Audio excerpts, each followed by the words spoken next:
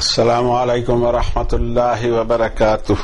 اعوذ باللہ من الشیطان الرجیم، بسم اللہ الرحمن الرحیم۔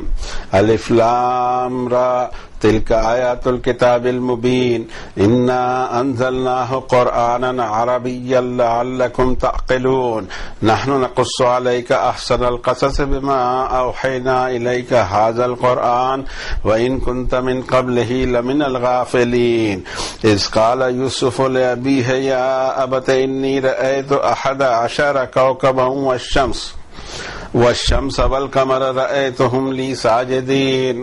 قال يا بني لا تقصص رؤياك على إخوتك فيكيدوا لك كيدا إن الشيطان للإنسان عدو مبين وكذلك يجتبيك ربك ويعلمك من تأويل الأحاديث ويتم نعمته عليك وعلى آل يعقوب كما أتمها على أبويك من قبل إبراهيم وإسحاق إن ربك عليم حكيم۔ صدق الله العظيم وصدق رسوله النبي الكريم ونحن على ذلك لمن الشاهدين والشاكرين والحمد لله رب العالمين۔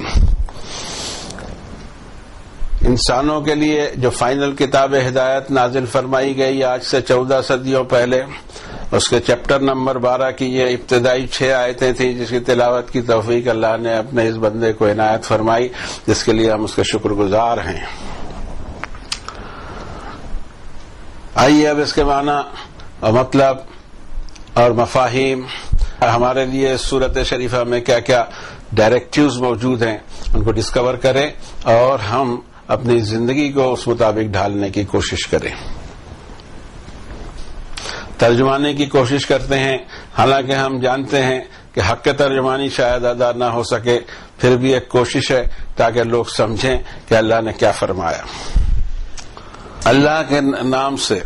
اللہ کی صفاتوں کے ساتھ، اللہ کی بے شمار صفاتوں کے ساتھ، اس کی 2 صفت کو جس کو وہ ایمفسائز کر رہے ہیں وہ اس کا الرحمن ہونا، موسٹ مرسیفل، موسٹ بینیولنٹ ہونا، الرحمن اور الرحیم اس کی ذات اور اس کی خاص صفتوں میں سے یہ 2 صفتیں ہیں۔ الف لام را یہ آیتیں ہیں اس کتاب کی جو اپنا بیان آپ ہے، بے شک ہم نے نازل کیا اسے قرآن بار بار پڑھی جانے والی چیز عربی زبان میں تاکہ انسانوں تم اپنی عقل کا استعمال کر سکو۔ ہم بیان کر رہے ہیں آپ پر بہترین واقعات، اس میں جو وحی کر رہے ہیں ہم آپ کی طرف اس قرآن کو، جبکہ آپ اس سے پہلے ان واقعات سے غافل تھے۔ جب کہا حضرت یوسف نے اپنے والد سے، ابو جی میں نے دیکھا کہ 11 ستارے اور سورج اور چاند میں دیکھ رہا ہوں کہ وہ میرے سامنے جھکے ہوئے ہیں۔ ابو نے فرمایا، اے میرے بیٹے اس واقعے کو، اس خواب کو اپنے بھائیوں پر بیان نہیں کرنا، ورنہ ان کے سوچ میں کوئی چیز تیرے خلاف پنپنے لگے گی، بے شک شیطان انسان کا کھلا ہوا دشمن ہے، اور دکھائی یہ دیتا ہے کہ تیرا رب تجھے پسند فرمائے گا اور تجھے تعلیم دے گا باتوں کی گہرائی اور اس کے میتھڈ اور اس کے پروسیجر کی، اور تمام کرے گا وہ تجھ پر اپنی نعمت اور آل یعقوب پر بھی، پورے خاندان پر بھی، جیسا اس نے تمام کیا اس سے پہلے تیرے آبا اور اجداد، تیرے دادا اسحاق پر اور ان کے والد تیرے پر دادا ابراہیم پر، بے شک تیرا رب علم والا، حکمت والا۔ یہاں سے ایک واقعہ شروع ہو رہا ہے، لیکن اس واقعے کے پہلے ایک بات بتائی جا رہی ہے، اس پر ہم غور کرتے ہوئے چلتے ہیں۔ جس طرح ہر سورت بجز ایک کو چھوڑ کے ساری صورتیں بسم اللہ الرحمن الرحیم سے شروع ہوتی ہیں۔ اللہ کی صفات کوئی گننے جائے تو وہ گن نہیں سکتا۔ وَلَوْ أَنَّمَا فِي الْأَرْضِ مِنْ شَجَرَةٍ أَقْلَامٌ وَالْبَحْرُ يَمُدُّهُ مِنْ بَعْدِهِ 7 أَبْحُرٍ مَا نَفِدَتْ كَلِمَاتُ اللَّهِ، اس زمین کے سارے درخت کے پین اور پیڈ بنا لیے جائیں اور جتنے سمندر ہیں 7 سمندر کی سیاہی بنا لی جائے، یہ 1400 سال پہلے کہا جا رہا ہے 7 سمندر، ہمیں تو بہت بعد میں معلوم پڑا کہ سمندر 7 ہیں، اور اگر قرآن شریف سے ہمارا رابطہ شروع سے جڑا ہوا ہوتا تو ہم دنیا کو کہہ سکتے تھے کہ دنیا میں 7 سمندر ہیں، لیکن دنیا والے کھوج کر ہم کو بتا رہے ہیں۔ یعنی یہ بھی عجیب ٹریجڈی ہے کہ جن کے پاس علم کا خزانہ ہے، نالج کا خزانہ ہے، وہ جانتے ہی نہیں کہ کیا نالج اللہ تعالیٰ نے اتارا۔ 7 سمندر کی سیاہی بنا لی جائے، انک بنا لی جائے، اور 7 سمندر سپلائی کرتے ہیں اللہ تعالیٰ مزید، تو یہ روشنی، یہ ساری چیزیں، یہ سارا سامان ختم ہو جائے گا۔ اللہ کی صفات تحریر میں نہیں آ سکتی، اس درجے اللہ تعالیٰ عظیم الشان ہے۔ لیکن اپنی آخری کتاب کی ہر صورت ایک کو چھوڑ کر اس کی سٹارٹنگ ہی وہ بسم اللہ الرحمن الرحیم سے کرتے ہیں کہ اللہ جس کی صفتوں میں سب سے زیادہ ہائی لائٹ کی جانے والی صفت الرحمن ہونا اور الرحیم ہونا، وہ بڑا مہربان ہے۔ کوئی صورت اس کی پہلی آیت کے بغیر سمجھی نہیں جا سکتی۔ بسم اللہ الرحمن الرحیم کی گہرائی میں اگر ہم اتریں گے تب جا کے صورت سمجھ میں آئے گی کہ اس میں ہمارے لیے کیا فرمایا گیا، کون سے احکامات ہیں، کون سے ڈائریکٹیوز ہیں اور کون سے لاز بیان کیے گئے ہیں۔ الف لام را تلک آیات الکتاب المبین، یہ آیتیں ہیں، یہ نشانیاں ہیں، یہ سائنز ہیں، دا بک دا مبین، ایسی کتاب جو اپنا بیان آپ ہے، اس کو کوئی ضرورت نہیں کسی اور چیز کے بیان کی، وہ سیلف سفیشینٹ کتاب اللہ نے نازل کی جس میں تمام قسم کے بیانات اور معلومات بھی دے دی گئی۔ بہت ساری معلومات قرآن شریف میں دی گئی ہیں جس کو سائنس آج کھوج رہی ہے، لیکن ہم ہیں کہ کتاب اللہ کی طرف رجوع نہیں ہوتے، اور ایک کچھ ہمارے جیسے ہیں کہ جن کا کام سائنس کا نہیں ہے، پڑھا نہیں ہے سائنس انہوں نے کہ وہ سائنسدانوں کو کہہ سکیں کہ ان آیتوں پر ریسرچ کیا جائے۔ اگر یہ شروع ہو گیا آیتوں پر ریسرچ کرنا یورپ سے اور دوسری جگہ سے، مغرب سے، تو میرا خیال ہے کہ بہت اسپیڈ سے یہ سائنس ترقی کر سکتی ہے۔ کتاب المبین کے بارے میں پورے قرآن شریف میں جہاں جہاں حروف جر آتے ہیں 2 کو چھوڑ کر وہاں تنزیل کی بات کہی گئی ہے کہ جو ریویلیشن اتارا گیا ہے یہ ریویلیشن کیا ہے اور اس کی شکل کتاب کی دے کر تمہارے ہاتھوں دی گئی ہے، اس کی پوزیشن کیا رہے گی تمہاری زندگی میں اور تمہاری آخرت میں بھی۔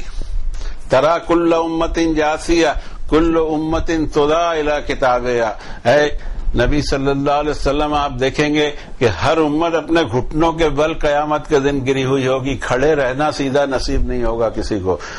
اور ہر امت کو اس کی کتاب کی طرف بلایا جائے گا۔ ہم کو کس کی طرف بلایا جائے گا؟ آپ کی کتاب کی طرف؟ کسی اور اہل غیرے کی کتاب کی طرف؟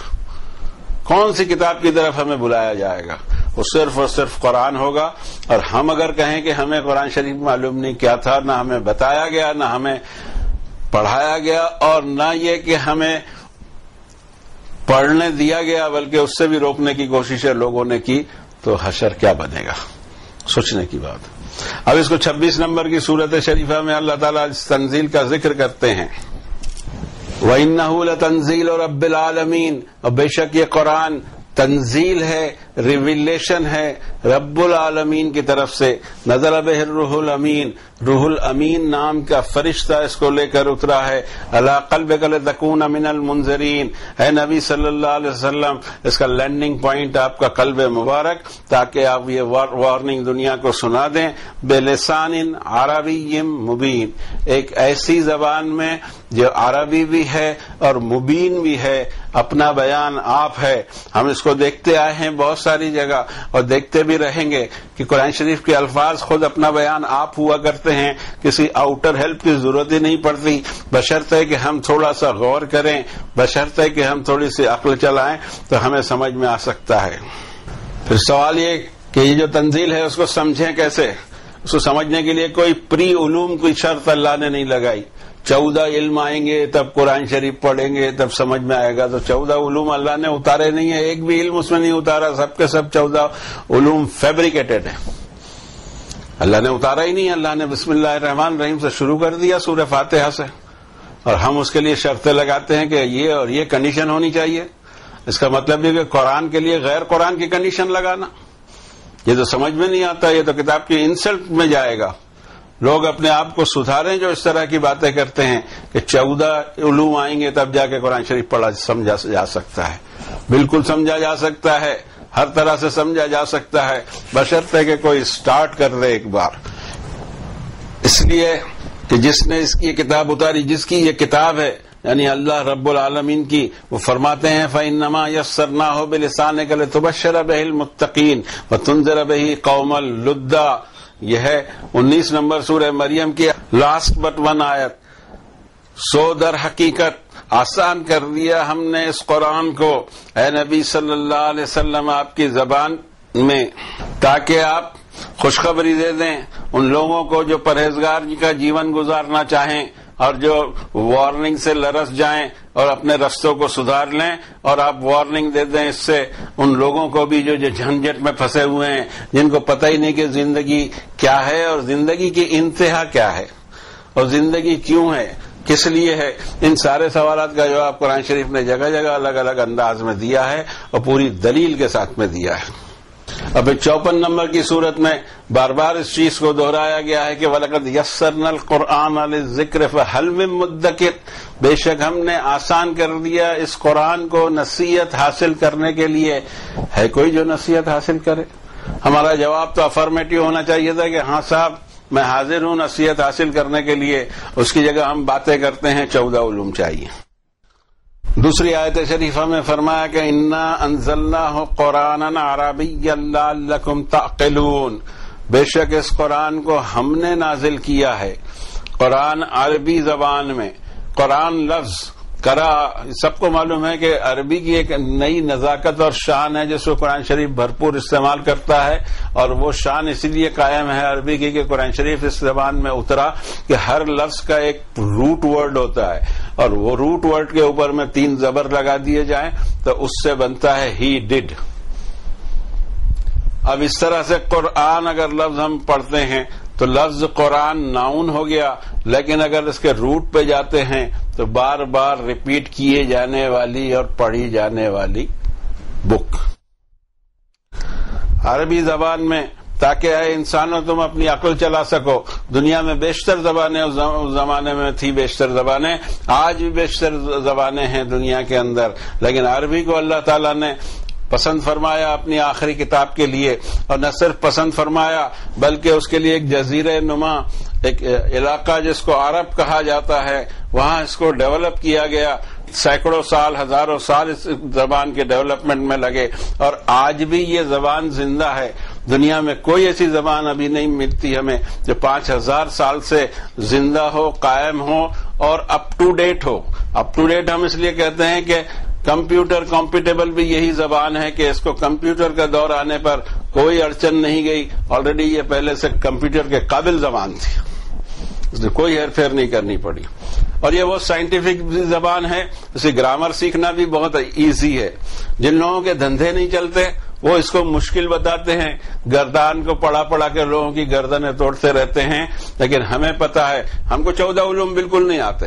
ہمیں عربی بھی نہیں آتی، ہمیں اس میں کوئی لحاظ بھی نہیں کہ ہم اس کو بولیں. ہمیں آتی ہے صرف تو اللہ کے کلام کی آیتیں، وہ ہمارے لیے کافی ہے. I am very much serious for myself at least کہ that is enough for me.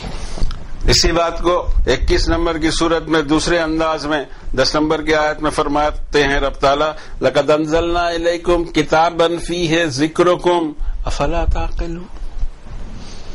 Indeed ہم نے تمہاری طرف ایسی کتاب نازل فرمائی ہے جس میں تمہارا ذکر ہے، تمہارا تذکرہ ہے، تم مینشن کیے گئے ہو کہ تمہاری کیٹیگری کیا ہو جائے گی آخرت میں، کس روڈ پہ تم کو چلنا ہے تو کیا ریزلٹ آئے گا، یہ سارے ذکر اس میں موجود ہیں. افلا تعقلون، عقل نہیں استعمال کرو گے. دنیا کی یہ واحد کتاب ہے، دنیا کی واحد کتاب. مذہبی کتابوں میں جتنی بھی کتابیں ہیں سب جگہ جا کر آپ کو یہ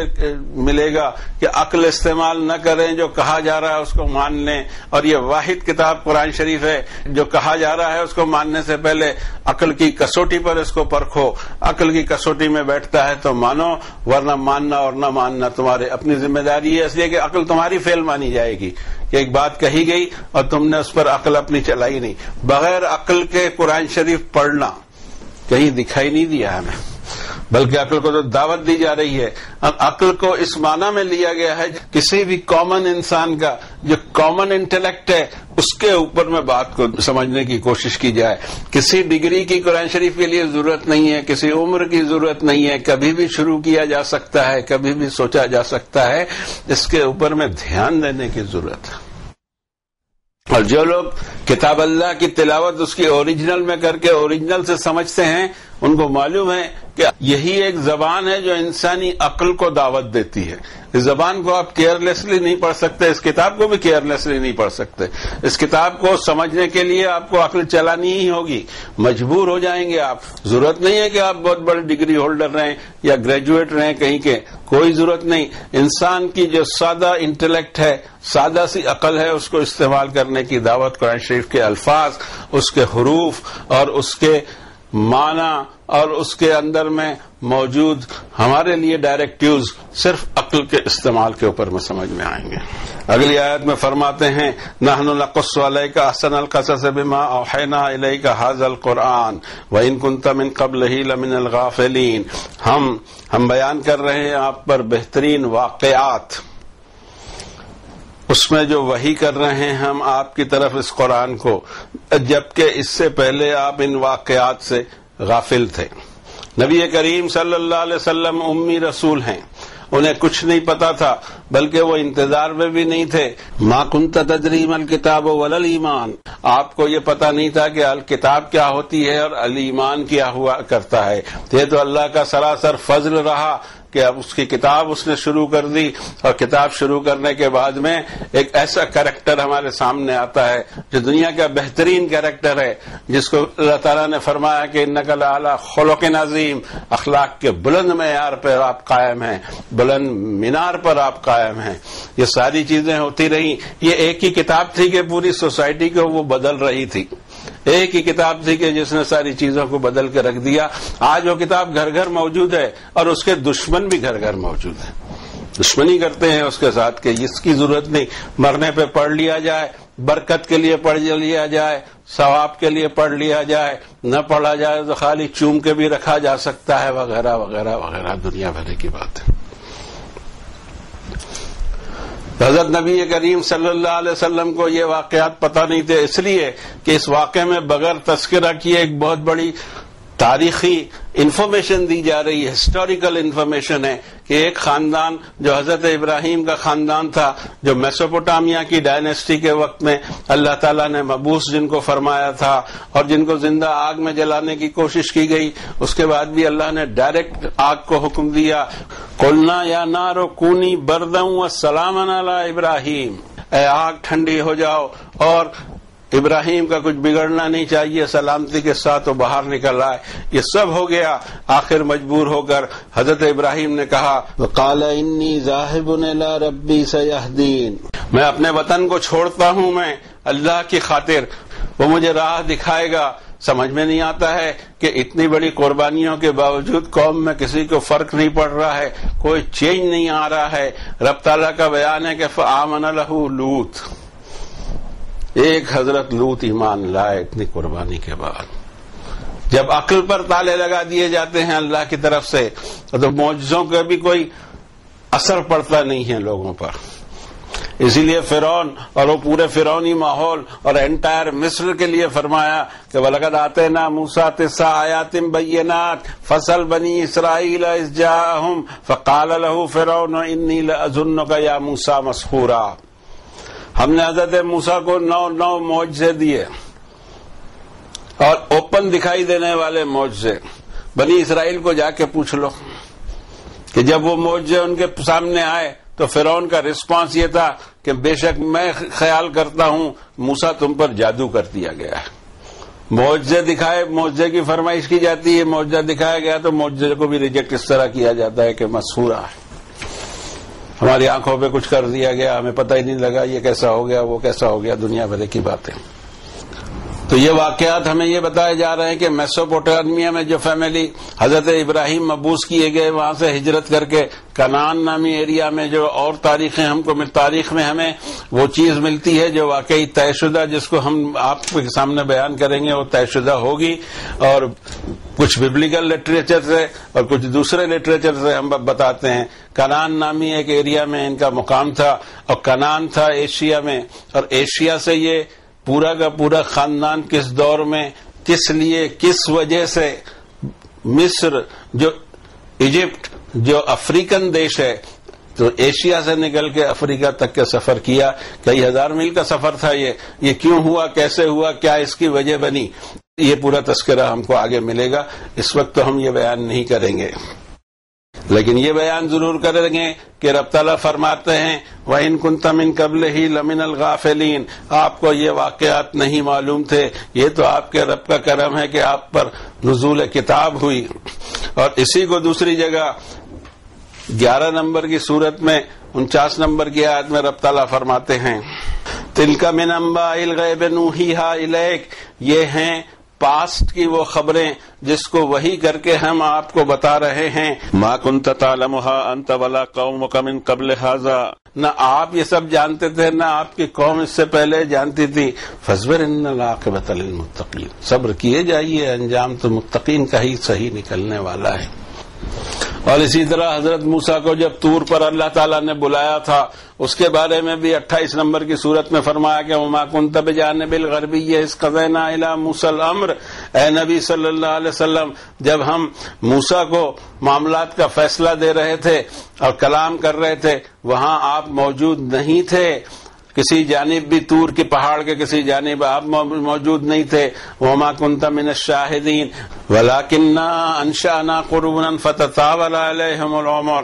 وما كنت ثاویا فی اہل مدین تتلو علیہم آیاتنا، مدین کے کسی محلے میں آپ آباد نہیں تھے کہ ان پر ہماری آیتیں پڑھ پڑھ کر سناتے۔ ولکننا کنا مرسلین، ہمیں آپ کو رسول بنانا تھا، اب یہ ساری چیزیں ہم اتار رہے ہیں۔ ایک بات اچھی طرح خیال میں رکھی جائے کہ قرآن شریف میں انبیاء کے جتنے واقعات آئے ہیں اس کا وہی پہلو قرآن شریف لیتا ہے جو دوسرے لٹریچر میں ڈسٹارٹڈ ہے اور جس کو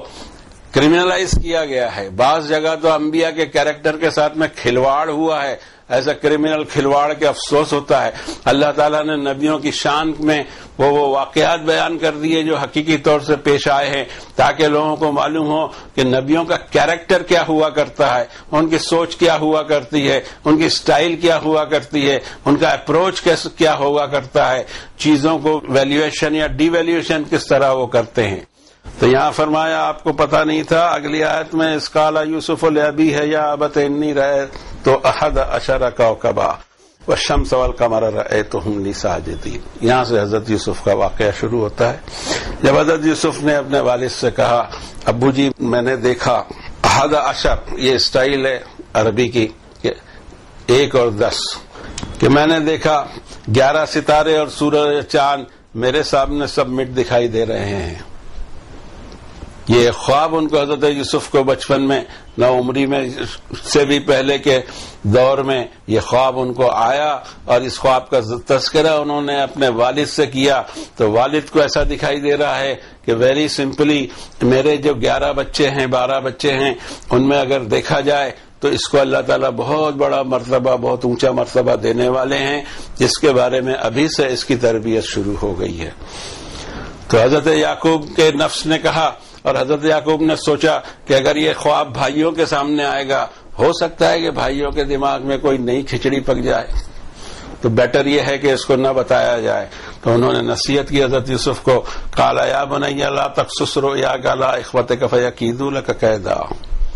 بیٹا تیرے اس خواب کو بیان نہیں کرنا تیرے بھائیوں پر ورنہ کوئی نیا خیال اس میں پکنے لگے گا۔ بے شک شیطان انسان کا کھلا ہوا دشمن ہوتا ہے، ایک نئی ڈگر دے دے گا کہ بھئی یہ اتنے اونچے کیوں جا رہے ہیں، ان کو ابھی روک لیا جائے یا کچھ بھی کیا جائے۔ یہ ایک انسانی،